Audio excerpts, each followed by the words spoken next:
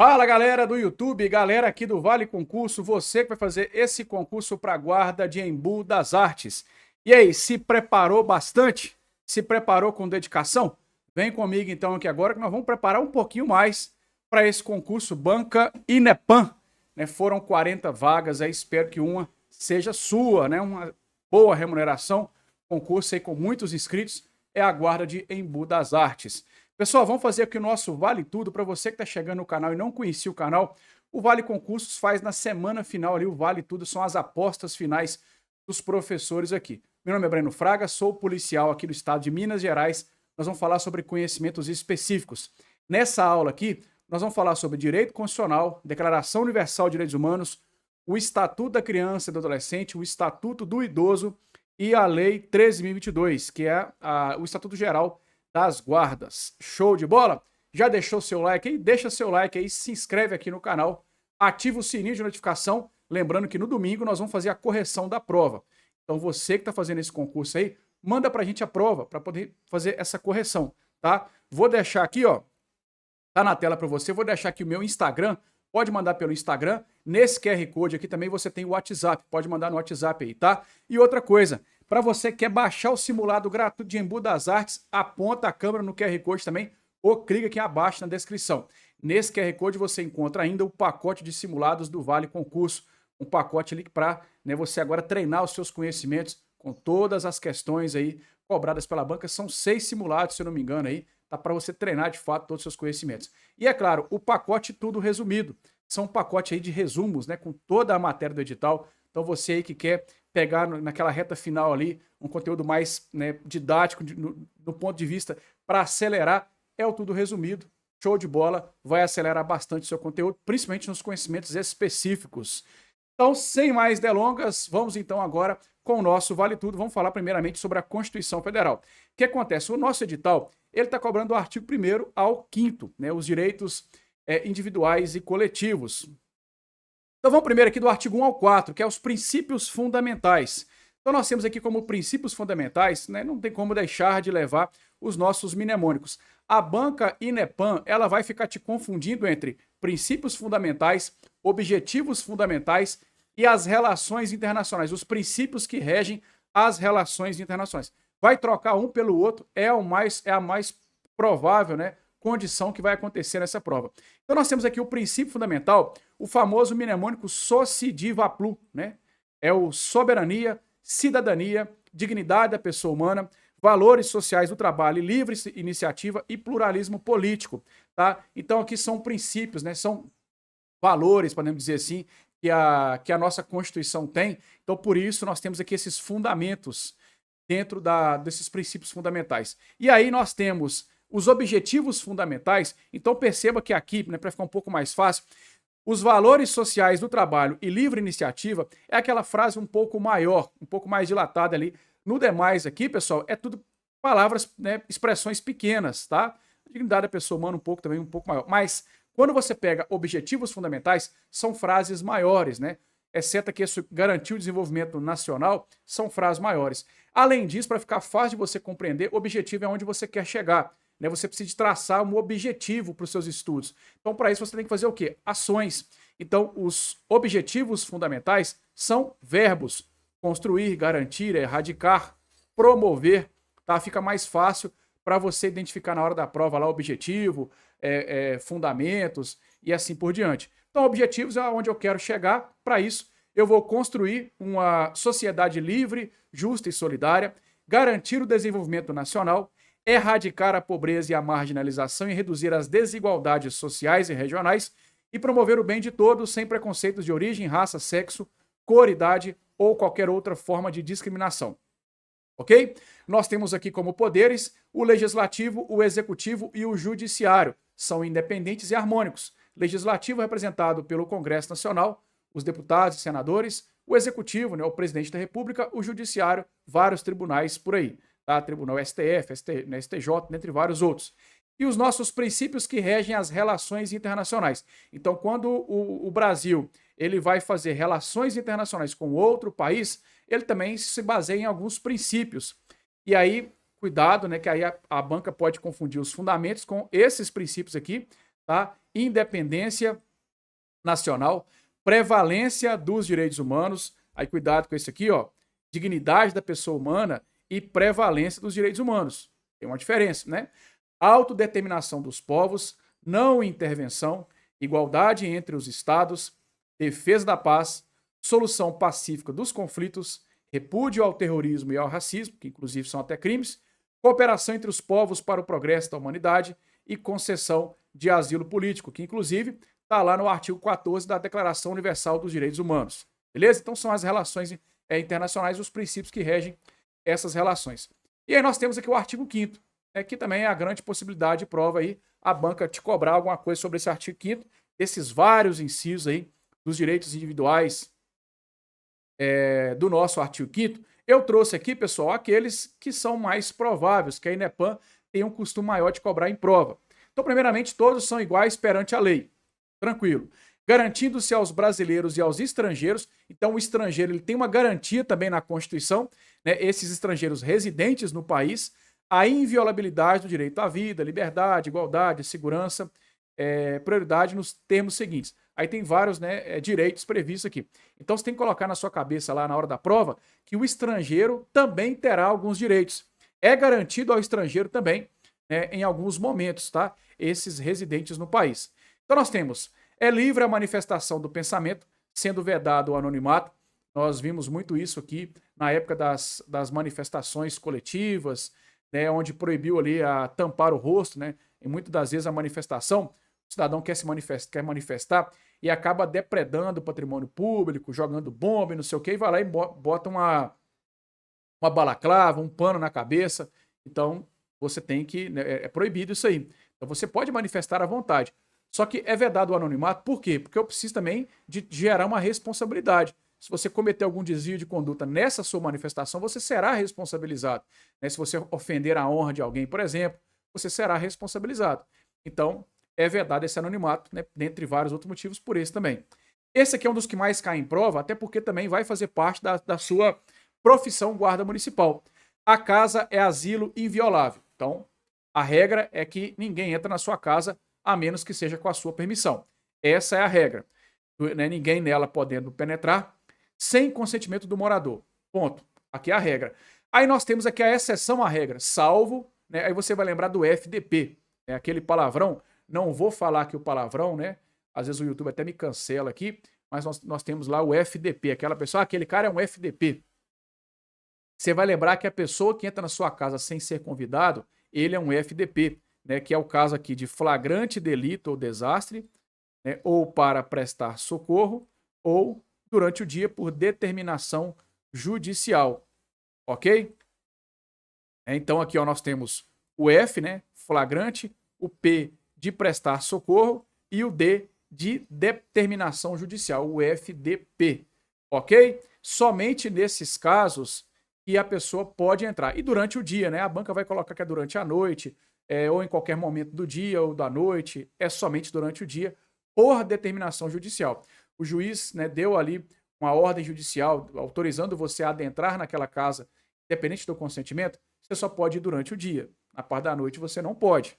Ok? Agora, em qualquer momento do dia, seja de dia ou de noite, flagrante delito ou desastre e prestar socorro aí pode também.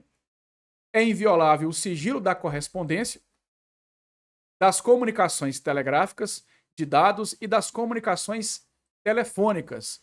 Então, também aqui é sigiloso e você não pode violar. Aí nós temos aqui a regra, mas temos a exceção, que é o salvo, no último caso, por ordem judicial. Pessoal, essa expressão salvo no último caso, ela já teve um entendimento, hoje ela tem outro. Então, antigamente, né, inclusive as bancas cobravam muito isso, esse último caso considerava-se as comunicações telefônicas, né? O que está querendo dizer o inciso aqui? Que nos últimos casos, né, que no caso desses aqui, ó, correspondência, comunicações telegráficas, dados e telefônicas, somente o telefônica, que é o último caso, que poderia ser por ordem judicial, que no caso é de uma interceptação telefônica, por exemplo. Mas o entendimento do STF não é nesse sentido, tá? O entendimento do STF é que todas aqui podem ser violadas, ok? Todas podem ser violadas No último caso é quando não tem mais jeito, eu preciso de fazer essa violação aí, por uma questão de investigação criminal. Então, aí sim eu poderia acionar aqui a ordem judicial. Tanto é, por exemplo, que a correspondência ela pode ser violada com previsão na lei de execução penal. Já até tentaram tornar a lei de execução penal, no artigo que fala sobre a violação da correspondência, como inconstitucional, mas não conseguiram, porque a correspondência ela pode ser violada, a correspondência do preso, ok? E aí, neste caso, na Constituição aqui, nós temos esse entendimento hoje do STF. A banca não vai ficar adentrando demais com relação ao entendimento de STF, se ela cobrar na letra da lei, ela pode trocar aqui, ó, no último caso, ela pode colocar aqui em qualquer caso. Não é em qualquer caso. É apenas no último caso, é quando não tem mais outro recurso. Ok? Se eu tenho uma forma de conduzir a investigação ou de obter o que eu quero sem violar aqui, eu vou fazer dessa forma. Agora, no último caso, não tem mais jeito, aí eu vou fazer essa violação aqui através de uma decisão judicial, uma ordem judicial.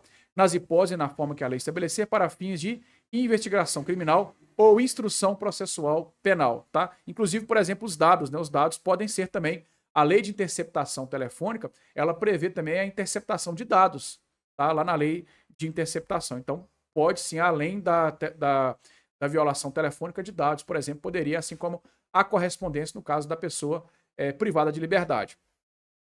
É livre a locomoção no território nacional em tempo de paz. Então, também paz aqui vai aonde você quiser, podendo qualquer pessoa, nos termos da lei, nela entrar, permanecer ou dela sair com seus bens. Por quê? Porque em tempos de guerra pode haver restrição, ok? Ou tempos de pandemia, nós tivemos a pandemia do coronavírus, por exemplo, que se limitou um pouco à locomoção em algumas formas. Você não podia, por exemplo, sair do país, né? Os aeroportos foram fechados.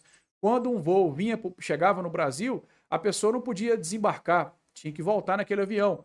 Então tem alguma limitação sim, mas em tempo de paz é livre. Todos podem reunir-se pacificamente sem armas. É o direito de reunião em locais abertos ao público, independentemente de autorização. Você não precisa de ter a autorização, você só precisa de avisar, ok? Você quer fazer, por exemplo, uma manifestação aí de aumento de salário. Você trabalha numa determinada empresa, quer na praça pública fazer uma manifestação para aumento de salário. Não tem problema. Você pode ficar à vontade, você pode ir lá manifestar. Só que tem as regras, né? Primeiramente, não pode estar armados, sem armas. O local tem que ser público, aberto ao público. E aí, desde que não frustre uma outra reunião. Digamos, por exemplo, que você quer fazer uma manifestação. Acontece muito na prática, manifestações políticas. Você quer fazer, né? Você vê muito aí acontecendo no Brasil, essa manifestação de esquerda e direita, né? Dividir o Brasil de esquerda e direita direto aí. A esquerda vai manifestar lá na Avenida Paulista. Então a direita não pode ir lá frustrar aquela reunião, aquela manifestação. Ok? É direito da esquerda ir lá. Eles já avisaram que estão indo lá. Assim como a direita também não pode, a esquerda não pode atrapalhar uma reunião da direita. Então, digamos que está acontecendo uma manifestação política no município de Embu das Artes. Aí tem que ter essa questão, né, do respeito, né, a outra reunião anteriormente convocada para o mesmo local, sendo exigido apenas o prévio aviso à autoridade competente. Você só precisa avisar. Você chegou no prefeito e disse: senhor prefeito, amanhã eu vou fazer uma manifestação. Aí o prefeito vai dizer: olha, beleza, não tem nada marcado, mas eu vou olhar e te retorno. Eu falo: não, você não tem que olhar nada não, irmão. Eu só estou te avisando. Você não precisa de me autorizar. Eu estou te avisando que eu vou manifestar. Lembrando que hoje a simples publicação em rede social já é o suficiente para ser um aviso prévio. Você não precisa ir lá no gabinete do prefeito, ou do secretário, ou da polícia militar para poder avisar. A simples publicação, a simples publicidade, né, que o evento vai acontecer já é o suficiente, desde que, é claro, respeite as regras aqui anteriores. É plena a liberdade de associação para fins lícitos e é vedada aquela de caráter paramilitar. A criação de associações e, na forma da lei, a de cooperativas, independem de autorização. Então, quer criar uma associação? Não precisa, né? E cooperativa não precisa de autorização. E é vedada a interferência estatal em seu funcionamento. Beleza, pessoal? Essas regras aí caem bastante. Né? A banca vai ficar trocando, dizer que precisa de autorização, que o Estado pode interferir no seu funcionamento.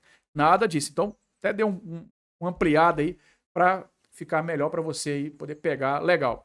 As associações só poderão ser compulsoriamente dissolvidas ou ter suas atividades suspensas por decisão judicial. Então, uma vez que eu iniciei uma associação, eu não preciso de autorização para iniciar, ok? Agora, eu só posso dissolver ela de maneira compulsória, ou seja, forçadamente, através de decisão judicial, exigindo-se, no primeiro caso, o trânsito em julgado, tá? E no caso aqui,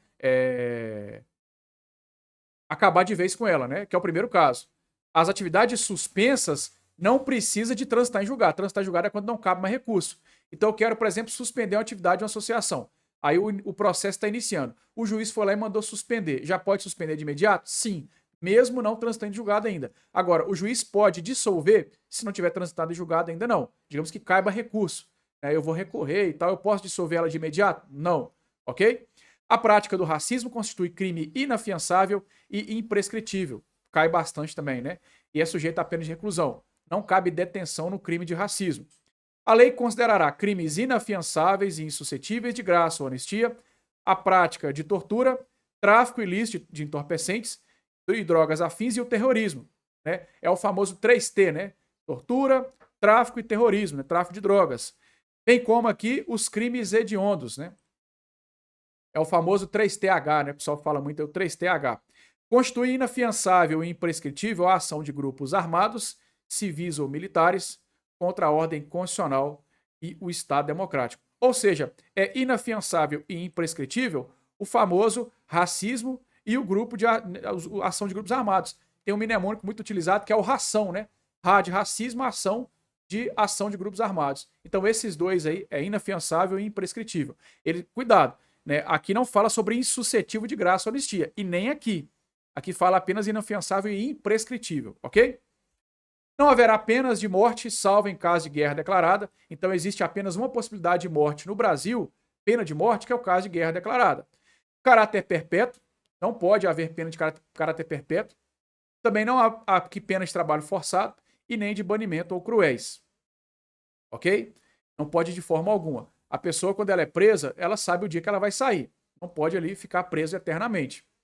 Conceder-se habeas corpus. Aí aqui, pessoal, são os remédios constitucionais. Tá? Isso aqui é muito comum de cair em prova também, né? Vou ampliar a tela aqui, ó. Habeas corpus é para o seu direito de liberdade de locomoção. Você está preso injustamente, por exemplo, vai usar ali do direito de habeas corpus. Mandado de segurança, proteger direito líquido e certo. Ok? Mandado de segurança coletivo pode ser também impetrado, né, por partido político com representação no Congresso Nacional ou organização sindical, entidade de classe ou associação legalmente constituída e em funcionamento há pelo menos 1 ano. Ok? Mandado de injunção. Mandado de injunção pega o resto. Aquilo que não cabe habeas corpus, mandado de segurança, cabe mandado de injunção, que é quando eu não tenho uma lei, uma norma regulamentadora para aquilo. Então eu vou usar aqui um mandado de injunção. Quando falta uma norma regulamentadora, né, que torne inviável o exercício dos direitos e liberdades constitucionais. O habeas data é para dados. Tranquilo? Habeas data é para dados. Seja para assegurar conhecimento de relações relativas à pessoa do impetrante, ou seja, seu, né, que tem aí em dados público, ok? Então você quer saber dados seu, aí você pode. Dados de um terceiro você não pode. E tem que ser dados públicos. Ou ainda a retificação de dados. Show de bola? Então é muito comum, pessoal. Remédio constitucional sempre cai bastante. Vamos aqui para o Estatuto da Criança e do Adolescente, a Lei 8.069. O que acontece, pessoal? Quando você pega ali para concursos de segurança pública, a maioria das vezes vai cair na sua prova sobre as medidas socioeducativas ou crime, tá? Mas vamos dar uma ampliada rápida aqui, até porque o nosso prazo tá legal. E pode cair também sobre aquela conceituação que é criança e que é adolescente, mas a concentração maior é nas medidas socioeducativas. Então, o que é criança para efeito da lei? Pessoa de até 12 anos de idade incompletos. Ou seja, a pessoa que ainda não fez 12 anos. Se você tem 11 anos, 11 meses e 30 dias, né, o dezembro é 31, 30 dias, você ainda não fez 12 anos, você é uma criança. Você completou 12 anos, você já é um adolescente. E a pessoa adolescente é aquela entre 12 e 18 anos de idade, tá? A lei não coloca aqui se é completo ou incompleto, mas no caso é como se fosse incompleto. Se a banca colocar que adolescente é a pessoa de 12, entre 12 e 18 anos incompletos, aliás, 12 entre 12 e 18 anos completos, tá errado, pessoal. Quem já completou 18 anos não é mais um adolescente, é um adulto. A lei não traz esse termo, né, completo ou incompleto para o adolescente, mas é claro que está errado, tá? Adolescente é aquele que ainda não fez 18 anos. Se a banca colocar que adolescente é a pessoa entre 12 e 18 anos incompletos, tá certo. É que ela não completou 18 anos ainda. E a lei pode ser aplicada aqui em alguns casos para a pessoa entre 18 e 21 anos. Que no caso, por exemplo, é nas medidas socioeducativas de internação. Tá? Existem casos que ela pode ser aplicada. Um detalhe importante aqui com relação aos hospitais, é uma regra, né? A lei traz algumas obrigatoriedades aos hospitais, dentre elas, né? Dentre as responsabilidades, uma das mais importantes é manter o registro das atividades desenvolvidas através de prontuários individuais pelo prazo de 18 anos. Então, por exemplo, a sua mãe, né, teve lá o parto. Vamos colocar que, né, esse concurso, você está com 17 anos, você não fez 18 anos ainda. Você pode fazer a prova com 17, você pode tomar posse com 18, ok? Então, digamos que você tem 17 anos. Se você for lá no hospital que você nasceu, o hospital tem que ter o registro lá do seu nascimento até hoje guardado. Se não tiver, o hospital pode, né, no caso aqui, o responsável pelo hospital, pode estar, inclusive, incorrendo em um crime, ok? Então, o hospital ele precisa de manter esses registros pelo prazo de 18 anos, tá? Aí passou 18 anos das atividades, por que a lei coloca 18 anos? Porque passou 18 anos você virou adulto. Então aí o estatuto já não te ampara mais. Mas tem que manter aí por 18 anos. Castigo físico e tratamento cruel ou degradante. Isso aqui, pessoal, é como se a lei pegasse e desmembrasse a tortura. A tortura é todo castigo físico ou mental, intelectual, que seja, certo? Lá na lei de tortura. Aqui é como se ela tivesse desmembrado. Castigo físico é aquilo que é aquela coisa física mesmo, chinelada, né, uma agressão física. Já o sofrimento é algo mais mental, né, algo mais intelectual. Tenta colocar isso aí. Então, o castigo físico é um sofrimento físico ou lesão mesmo. Já o tratamento cruel ou degradante é alguma coisa que humilhe, ameace gravemente ou ridicularize. Então, aqui vamos colocar que você nem colocou a mão na criança ou adolescente, mas trouxe para ela ali alguma humilhação, algum vexame, algo que torne, né, ela ridicularizada ali. Então, você pode ser responsabilizado aqui por ter um tratamento cruel ou degradante, ok? E aí todos esses, né, castigo ou tratamento cruel, devem ser comunicados obrigatoriamente ao conselho tutelar, tá? A banca pode ser que tenha que ser comunicado obrigatoriamente à guarda municipal, à polícia, ao delegado. O que a lei fala? Além dos trâmites normais, é obrigatório comunicar ao conselho tutelar. Obrigatório comunicar ao conselho tutelar, ok? Digamos, por exemplo, que você trabalha na guarda municipal. Foi acionado porque uma professora humilhou uma criança na escola, certo? Então você vai lá, você vai encaminhar esse professor lá provavelmente para o delegado de polícia, porque o delegado veja lá qual crime que ele cometeu ou se não cometeu nada, mas você tem que comunicar ao conselho tutelar. Ele precisa de saber disso, ok? Então tem essa obrigatoriedade de comunicar ao conselho tutelar.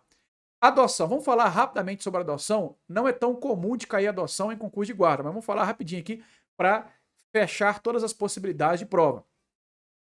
A adoção, pessoal, é uma medida excepcional e irrevogável. Não existe você desadotar alguém. Não é igual um cachorro, um animal, né? As pessoas às vezes adotam um cachorro, leva para casa. Ah, o cachorro não adaptou muito comigo, não. Aí você vai e passa o cachorro para alguém. A adoção de uma criança ou adolescente não é assim. Né? Se você adotou uma criança ou adolescente, você não pode desadotar. Ele é seu filho agora, poxa. Então, por isso que ela é uma medida excepcional e, é claro, também é irrevogável. É vedada a adoção por procuração. Você não pode assinar uma procuração para alguém ir lá e adotar uma criança para você. Isso não existe, né? O adotando deve contar com, no máximo, 18 anos da data do pedido, salvo se já estiver sob guarda ou tutela. Atribui a condição de filho com os mesmos direitos. Claro, você adotou ali uma pessoa, ele tem os mesmos direitos do seu filho biológico, caso você tenha, tá? Exceto, né, os impedimentos matrimoniais, ou seja, quando você adota uma pessoa, uma criança ou adolescente, ele quebra todos os vínculos com o pai ou a mãe biológico. Então, digamos, por exemplo, vamos supor aqui que você adotou uma criança que é filho de uma família milionária, certo? Quando você adotou, se porventura o pai ou a mãe biológico daquela criança vier a falecer, aquela criança não tem mais nenhum direito sucessório, direito de herança, tá? Vamos supor agora que aquela criança é milionária. Ela né, ficou lá milhões lá, né, de herança. Os pais faleceram e alguém adotou, ok? Digamos que num acidente de carro, a família toda faleceu, a família que adotou aquela criança, a criança sobreviveu. Aí, aliás, minto, né? Vamos supor que a criança faleceu e os pais que adotaram ficaram vivos. Então, ou seja, resumindo, aquela criança deixou uma herança milionária.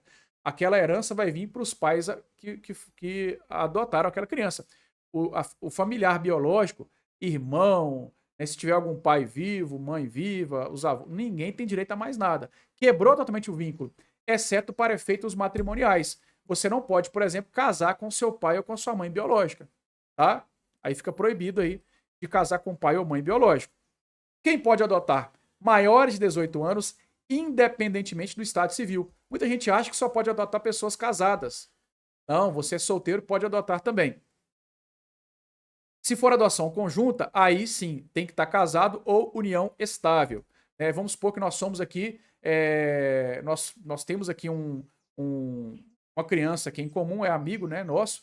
Eu não tenho relação de afetividade nenhuma com você, não somos casados, nem temos aqui uma relação de união estável, mas queremos adotar aquela criança. Né? Ele vai ficar aqui na guarda compartilhada, uma semana na sua casa, uma semana minha? Pode? Não.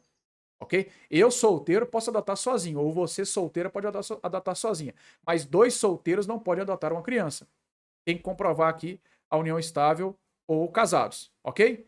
E o adotante tem que ser pelo menos 16 anos mais velho do adotando. Então, uma pessoa de 18 anos pode adotar? Pode. Mas ela não pode, por exemplo, adotar uma pessoa de 10. Uma pessoa de 18 não pode adotar uma pessoa de 15. Então, se tem essa diferença de 16 anos, uma pessoa de 18 pode adotar alguém de 2 anos para baixo. Deu para entender? Então, tem esse lapso aí de 16 anos. A questão do trabalho. É proibido qualquer trabalho a menores de 14 anos, salvo na condição de aprendiz. Ao adolescente até 14 anos, é assegurado a bolsa aprendizagem. E o adolescente aprendiz maior de 14 é assegurado os direitos trabalhistas. E é vedado que o adolescente aprendiz trabalho noturno, que é aquele das 22 às 5, trabalho que seja perigoso, insalubre ou penoso, realizado em locais prejudiciais à sua formação e ao seu desenvolvimento psíquico, moral e social. Vamos supor aqui, tá, pessoal? Né, um exemplo clássico aqui. Vamos colocar um menor aprendiz para trabalhar no motel. Não pode, beleza? Não faria sentido ali. Vai atrapalhar a sua formação aí, de fato. Você não vai conseguir, a menos que ninguém fique sabendo. É um trabalho clandestino, mas não pode. Realizado em horários e locais que não permitam frequência à escola. Tá? Mas o que mais pega em prova é o primeiro e segundo item. É o trabalho noturno e o trabalho perigoso ou insalubre. Aí não pode. Você vai colocar, por exemplo, tem trabalhos que são, e você vê muito na prática acontecendo, né? As oficinas mecânicas colocam muito adolescente para trabalhar lavando ferramenta, ok?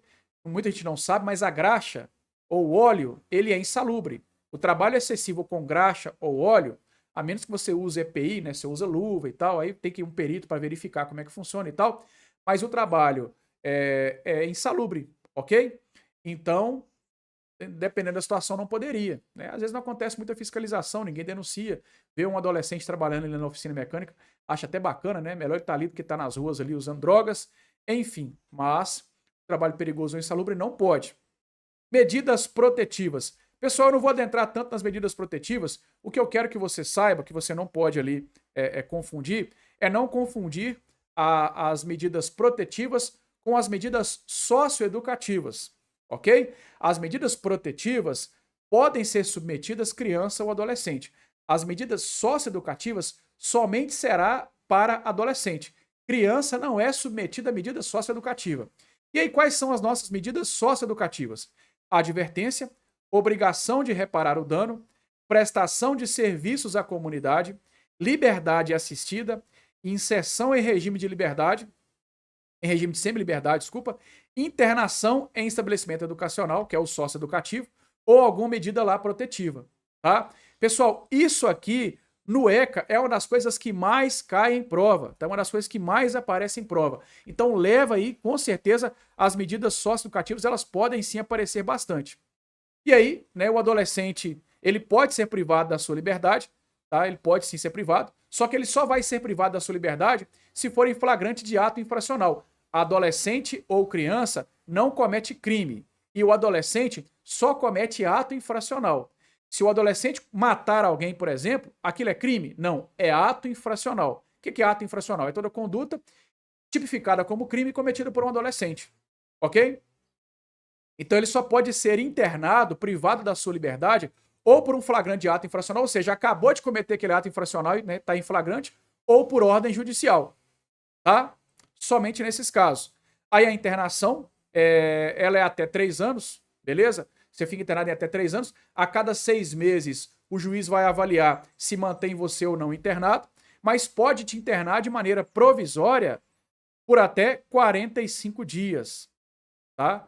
Por até 45 dias. Então, vamos pegar aqui, ó, os prazos, né, das medidas socioeducativas, que aqui aparecem bastante. Então, nós temos aqui a prestação de serviço à comunidade, que não excede 6 meses. A liberdade, ou seja, você vai fazer, você vai colocar o adolescente, por exemplo, para prestar serviço à comunidade. Vai lá pintar o muro da escola. Ele vai ficar submetido a isso, no máximo, até 6 meses. A liberdade assistida é, no mínimo, 6 meses, que é alguém acompanhando aquele adolescente no regime aberto, né? A semi-liberdade não tem prazo. A internação, ela é reavaliada a cada 6 meses, com duração máxima de 3 anos. Ok? Vamos falar de conselho tutelar? Conselho tutelar, ele é um órgão permanente autônomo, não é jurisdicional. O conselho tutelar não compõe o sistema de justiça, não é um órgão do poder judiciário, tá? A banca gosta muito de dizer que ele é um órgão jurisdicional, e não é. Cada município tem no mínimo um, né? Por exemplo, em Budas Artes pode ser que tenha mais de um. Em Budas Artes não é uma cidade gigantesca, mas talvez pode até ser. Geralmente cada cidade tem um. As grandes cidades e capitais, né, sempre tem mais de um. A grande São Paulo, por exemplo, a cidade de São Paulo, com certeza tem mais de um conselho tutelar. Mas, beleza, toda cidade tem que ter no mínimo um, independente do número de habitantes. Pode ser a menor cidade do estado de São Paulo. Composto por 5 membros, com mandato aqui de 4 anos, permitida a recondução, tá? É a regra aí do Conselho Tutelar, né? O Conselho Tutelar que é um órgão, assim, muito municipalizado, então poderia aparecer na sua prova aí. Beleza? Vamos falar dos crimes? Os crimes aqui, ó, do ECA, eles são crimes aqui, ó, deixa eu pegar aqui, ó, que, tá vendo aqui, ó, os crimes cometidos contra criança e adolescente, independente da pena prevista, não se aplica a Lei 9.099. Então, quando você comete um crime contra criança e adolescente, não vai aplicar a lei dos juizados especiais criminais, tá? Vai seguir o processo ordinário normal. E são de ação penal pública incondicionada. Os crimes do ECA são de ação penal pública incondicionada. Nós temos lá ação penal privada, ação penal pública condicionada, tá? Aqui é incondicionada, ou seja, não cabe condições. O Ministério Público tem que agir. Ele vai iniciar a ação penal, né, se ele perceber que houve crime, independentemente, né, de denúncia, independentemente se a pessoa ali que sofreu o crime oferecer denúncia. Tá? Então é uma ação penal pública incondicionada. Aí nós temos aqui, ó, aquele crime que eu falei com vocês. Deixar o encarregado de serviço ou dirigente de estabelecimento de atenção à saúde de manter registro das atividades envolvidas no prazo do artigo 10, que é aquele prazo de 18 anos. É crime, tá? Muita gente acha que não é. A banca pode confundir entre crimes e contravenções. Então tem 2 crimes aqui que muita gente acha que é uma contravenção, que acha que é uma infração, desculpa, e é um crime, que é deixar de manter os registros por 18 anos ou ainda deixar de identificar corretamente o neonato e a parturiente. Pensa você aqui, a mãe nasceu, o bebê nasceu, aí vai lá e troca os bebês no hospital. Olha que coisa grave. Então, se você, por isso que, né, quem já é mamãe aí, ou acompanhou um parto, né, você que é pai acompanhou o parto, ou você que acompanhou o parto de alguma gestante, sabe que A mãe, ela já nasce, a mãe ela já vai pro parto, ali com o lacrezinho, né, a pulseirinha com o nome dela e tudo mais. O bebê acabou de nascer ali, ó, uma das primeiras coisas que o pessoal, né, faz, os enfermeiros, né, a pessoa técnica ali, o pessoal técnico, é o quê? Dá um lacre ali, né, no bebê, seja no pé, seja na mão, já com o nome da mãe. Então fica ali lacrado para não ter esse problema, não ter esse erro. Tem que identificar corretamente o neonato e a parturiente aí, né, por ocasião do parto, ok? Então esses dois aqui, pessoal, são os que mais aparecem em prova e a banca pode dizer que isso não é crime. Ela pode dizer que isso é uma infração, tá? Então fique atento aí com esses dois aí. E aí nós temos aqui algumas infrações que a banca costuma dizer que é crime, que envolve o médico de alguma forma. Então aqui, ó, deixar o médico, professor ou responsável por estabelecimento de atenção à saúde e de ensino fundamental pré-escola ou creche de comunicar à autoridade competente os casos de que tenha conhecimento envolvendo suspeita ou confirmação de maus tratos contra a criança ou adolescente. Vamos supor que chega lá no hospital, né, chega no hospital uma criança lá toda machucada, ok? E aí o médico vai atender aquela criança e diz assim, olha, ô menino, beleza? Por que você tá todo machucado? O que aconteceu? O menino não fala nada, o menino tá mudo. Bacana. Aí o médico vai lá, atende a criança, né, faz todos os procedimentos lá que envolve a área da saúde e libera aquela criança. Fica por isso mesmo. Tipo assim, tem uma grande suspeita que aquela criança sofreu agressões físicas. Tem uma violação, às vezes, ali sexual, e o médico não faz nada. Então, se o médico deixar de comunicar à autoridade competente, que no caso, por exemplo, é até o conselho tutelar, ele vai incorrer em uma infração administrativa, uma infração disciplinar aqui, ok? Então aqui já não é crime, não é crime, é apenas uma infração. E a banca pode dizer que isso aqui é crime. Tranquilo, pessoal? Então desses aqui, não vou trazer todos aqui, esse aqui é o que mais aparece em prova, né? Com relação aí à banca confundir entre crime e infração disciplinar.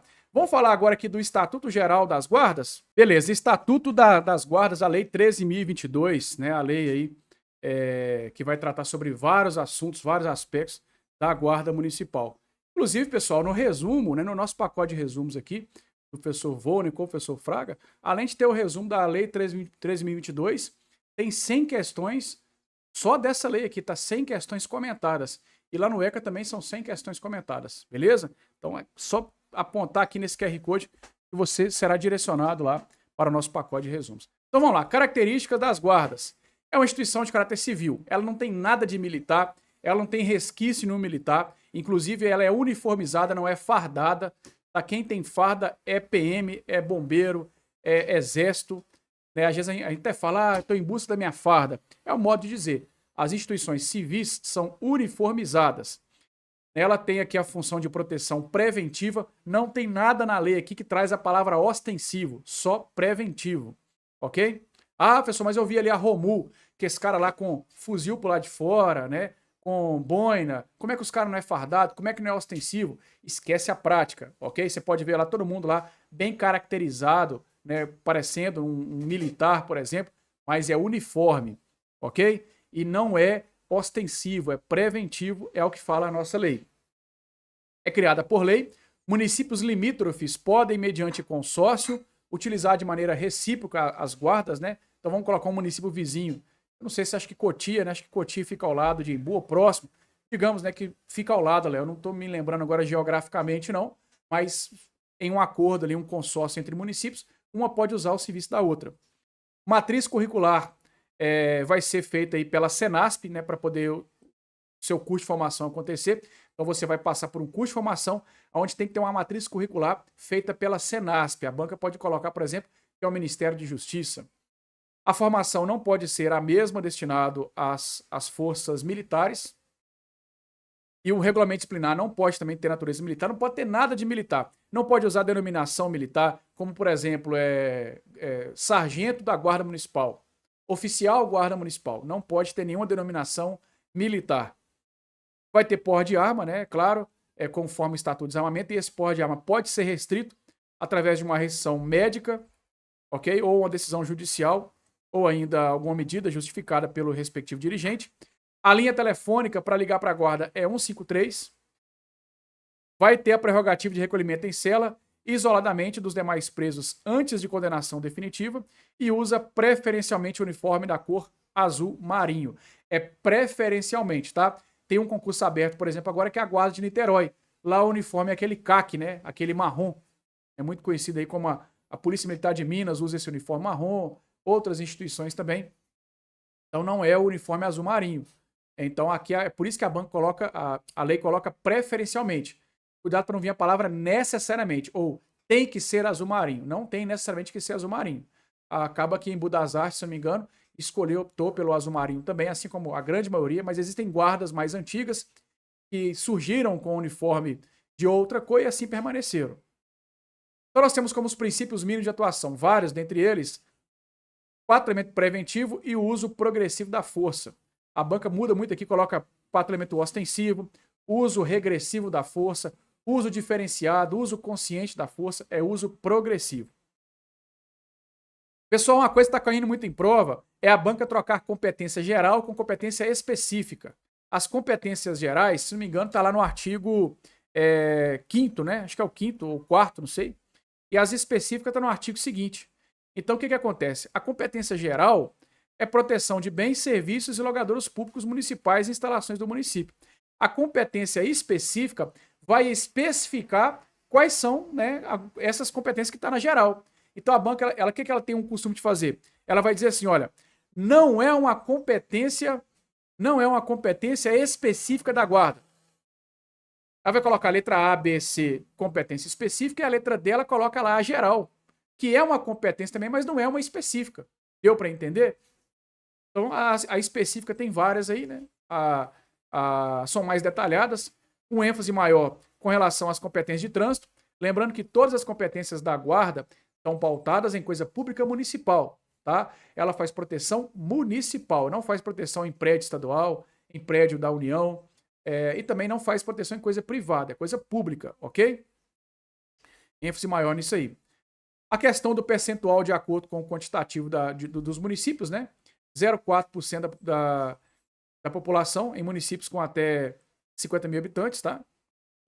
A quantidade de efetivo que terá a guarda municipal, ok? Vai obedecer isso aqui. O prefeito ele não pode ir lá e criar uma guarda municipal e colocar o efetivo que ele quiser. Tem que respeitar esse percentual aqui. Tranquilo? Mais de 50 e menos de 500, 0,3, e mais de 500, 0,2 da população. Eu acho que em Budas Artes deve estar incluído aqui, né? Deve estar em torno aí de 50 a 500 mil habitantes. Então, vai ser 0,3% da população, ok? Aí nós temos aqui controle interno e controle externo. Controle interno, corregedoria. Controle externo, ouvidoria. A guarda municipal, nos primeiros 4 anos, pode ser dirigida por alguém de fora. Não é o caso em Budas Artes. Em Budas Artes, uma guarda já tem mais tempo. Vamos colocar, por exemplo, uma guarda recém-criada. A guarda de São Gonçalo do Rio Abaixo, fica em Minas Gerais. Foi criada agora recentemente. Lá, o comandante da guarda é meu amigo lá, o Levi Sampaio, que é um guarda municipal de Contagem, que foi emprestado para ser comandante da guarda de São Gonçalo. Tem algum problema? Não. Até porque, como é que eu vou colocar alguém para comandar se o concurso acabou de acontecer? A pessoa que entrou ali na guarda ela não tem experiência de comando. Então, eu vou ter ali 4 anos para poder formar líderes na guarda, ok? Agora, passou 4 anos, aquela pessoa de fora, né, seja ele de qualquer instituição, ou talvez nem seja servidor público, ele tem que sair, beleza? Então, tem que ser alguém aqui, ó, com experiência ou formação na área de segurança ou defesa social. Não precisa ser necessariamente um servidor público. Pode ser um advogado, por exemplo. Ele tenha, né, uma formação na área de segurança, ou ele trabalhou já como defesa social, não tem problema. É assegurada a utilização de outras denominações, como, por exemplo, Guarda Civil Municipal, Guarda Metropolitana e Guarda Civil Metropolitana. A Guarda de São Paulo, por exemplo, se não me engano, é Guarda Civil Metropolitana de São Paulo, né? Você vê muito isso aí, né? Guarda Civil, Guarda Municipal. O que não pode é mais usar a Guarda Patrimonial.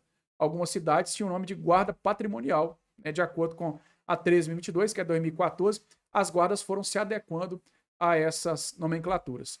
Estatuto da pessoa idosa. Pessoal, aqui o que cai muito é número, tá? São os números. Primeiramente, quem é o idoso? Pessoa com idade igual ou superior a 60 anos. Então, se a pessoa já completou 60 anos, já é uma pessoa idosa, ok? E aí o que acontece? Nós temos aqui vários percentuais e números. Primeiramente, tem a prioridade da prioridade, que é a prioridade especial, né? Que é para maiores de 80 anos. Então eu tenho uma fila no banco. Tem aquela fila da prioridade que é para o idoso.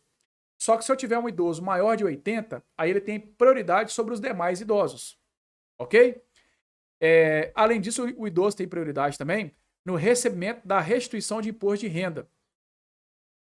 O imposto de renda que acontece, geralmente ele é março ou abril, né, de cada ano, onde você tem que declarar lá a sua renda, né, fazer lá o imposto de renda. Digamos que você tem alguma coisa para receber. O idoso vai ter prioridade para receber o imposto de renda. Desconto de pelo menos 50% nos ingressos. O idoso tem também. Assistência social. A partir de 65 anos, se ele não puder aqui prover a sua subsistência, é assegurado o salário mínimo. Não é a todo idoso, não, tá? O idoso é aquele igual ao maior de 60. O salário mínimo vai ser para aquele que chegou lá nos 65 anos. Ok? E prove que não consegue manter a sua subsistência. Habitação. Toda instituição dedicada ao atendimento ao idoso fica obrigada a manter identificação externa visível sob pena de interdição. Essa com relação aí nos programas habitacionais, vai ter uma reserva de 3% das unidades habitacionais para os idosos. Tá? Então, digamos, por exemplo, que um determinado. A cidade em Embu das Artes, em parceria com o governo federal, está fazendo lá um conjunto habitacional, né, para as pessoas mais carentes, pessoas que não têm uma renda muito bacana, renda familiar bacana. O Minha Casa Minha Vida, por exemplo. Aí construiu lá 100 apartamentos, ok? Beleza. Destes 100, 3% vai ser destinado à pessoa idosa. É como se fosse uma reserva de vaga do concurso. Tem reserva para negros, né, para índios, para PCD, às vezes acontece tem concurso.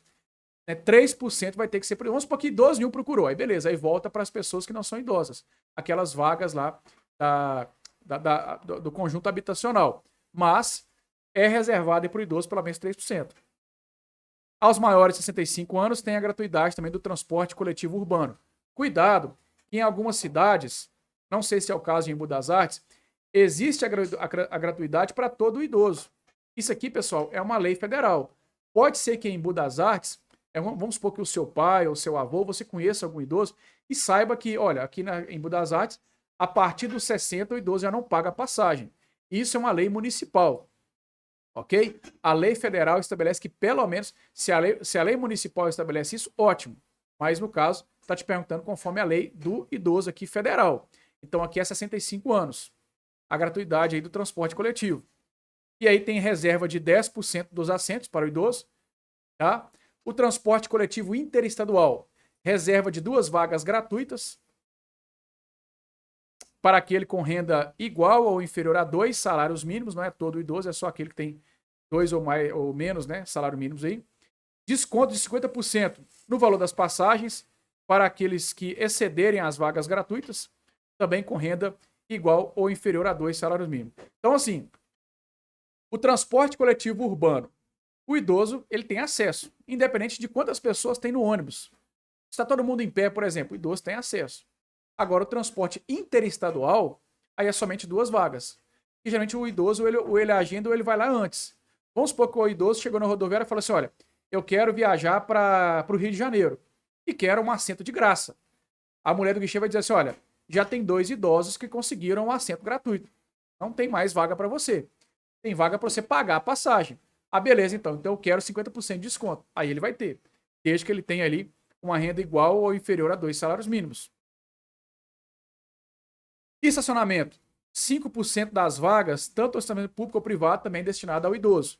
Aí pode ser o privado também. Vamos supor um shopping, né? O shopping ele tem que ter um estabelecimento privado. Ainda assim vai ter que ter lá uma reserva de vagas 5% para o idoso. Os crimes aqui, assim como lá no ECA, são de ação penal pública incondicionada. Tá? São de ação, assim como acontece também lá no ECA. Pessoal, vamos agora na DUDH. Não vou ficar entrando em crime, não. Vamos agora para a DUDH. Cai também, mas a gente tem, né, um prazo também para concluir aqui. Vamos lá. A DUDH, ela não tem força normativa, ok? Ela é apenas uma declaração, ela não é um tratado internacional. Ela foi elaborada em 1948, ou seja, no pós-Segunda Guerra Mundial. Estabelece direitos de primeira e segunda dimensão. É um documento da ONU. Não cria nenhum tipo de tribunal. Ela diz que você tem direito a tribunal, mas não cria nenhum tipo de tribunal. Tá certo? Dos artigos aqui, pessoal, o que eu quero deixar mais ênfase a você é principalmente o artigo 14, que fala sobre o direito de asilo. Direito de procurar e gozar asilo em outros países em casos de perseguição, exceto se você cometeu um crime ou ato contrário à ONU. Digamos que você está sendo perseguido no Brasil. Fugiu para a Argentina.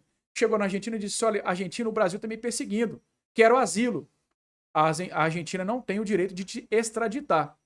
Vai deixar você lá. A Argentina vai dizer assim, olha, beleza, eu vou te dar um asilo aqui, vou te dar condições aqui para você ficar aqui na Argentina, mas me diga lá, por que eles estão te perseguindo? Poxa, só porque eu cometi um crime, estuprei lá uma criança. A gente vai dizer, peraí, ué. Então essa perseguição é legítima. Então você não tem direito de invocar o asilo. Eu vou te extraditar para você responder por esse crime lá no Brasil. Beleza? Então o direito de gozar do asilo ele não pode ser invocado se você cometeu um crime ou algo contrário aí à ONU. Outra coisa aqui também é sobre os direitos trabalhistas, tá? Organizar sindicato, repouso e lazer, inclusive limitação razoável das horas de trabalho, férias remuneradas periódicas, livre escolha de emprego, condições justas e favoráveis de trabalho e proteção contra o desemprego. Também é igual ao trabalho, remuneração justa e satisfatória. O que a banca faz muito aqui? Trocar entre Constituição e DUDH. Tá? Por exemplo, férias, tudo que tem, tanto a DUDH quanto a Constituição, vai dizer que você tem direito a férias. Porém, aquele 1/3, né? Quando você sai de férias, você não recebe mais, além do seu salário, mais 1/3. Esse está só na Constituição. A banca vai dizer assim, que você tem direito a férias acrescido de 1/3. Se for conforme DUDH, tá errado. Na DUDH você não tem direito a 1/3. Ok? Outra coisa, limitação do horário razoável. Isso está na DUDH. A Constituição fala que você tem aqui, o horário, né, de trabalho é o 44 horas semanais. Então fique atento porque a Constituição vai especificar mais. A declaração é uma norma, no caso, uma resolução, né, mais ampla, mais genérica. Então, se você está vendo que está especificando demais, por exemplo, a declaração vai dizer que todos podem reunir, só que sem armas, desde que não atrapalhe outra reunião, é a Constituição, como nós vimos lá no artigo 5º. Então tem muitas coisas que são iguais, porém na Constituição está mais especificado. Aí a banca pode confundir sua cabeça aí colocando essas duas, tá? Remuneração satisfatória. A Constituição vai dizer que é um salário mínimo pelo menos, ok? Com relação aqui ao direito de instrução, né, o mais importante, o mais cobrado em prova. A instrução será gratuita e obrigatória quando for elementar. A fundamental será pelo menos gratuita.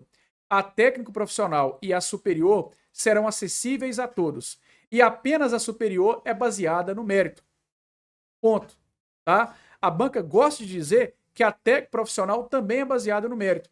Ou ainda, que pelo menos a elementar, a fundamental e a técnico profissional serão gratuitas. Está errado. Pelo menos a elementar e a fundamental serão gratuitas. Ela pode dizer ainda que a fundamental é obrigatória. Perceba que ela pode mexer aqui de várias maneiras para te confundir. Tá? É bem simples, é só levar essa regrinha aqui, né? Tira uma foto, tira um print aí, tá? Fica fácil você memorizar na hora da sua prova lá, ok? E aí, pessoal, a gente finaliza, não vou mais adentrar aqui não, que o nosso tempo esgotou, tá? Muito obrigado a você. Para você que ainda não adquiriu o pacote de simulados do Vale Concurso, é só você entrar em contato, pode ser na descrição, aqui tem o link, esse QR Code também vai estar disponível, pode me chamar também no Fraga BFC, é para você que deseja também adquirir o pacote de resumo, você aponta aqui a câmera no QR Code e vai lá, ou pode me chamar no Fraga BFC também. Show de bola? Lembrando mais uma vez, domingão é dia de correção de prova. Vamos ver ali se cabe algum recurso, né? Vamos fazer uma correção extraoficial do gabarito para você da GCM de Embu das Artes. Por isso a gente precisa que você mande a prova aqui para a equipe do Vale Concurso. Pode mandar para mim no Instagram, pode mandar lá no WhatsApp, tá? É respeitado o sigilo da pessoa que mandou, não será divulgado, né? Quem mandou a prova, só precisa da prova para poder fazer essa correção aí. No mais, sucesso para você, muito obrigado. Já deixou seu like? Valeu demais da conta, tamo junto. Fique com Deus, excelente prova para você. Aqui vale a pena. Tamo junto, valeu!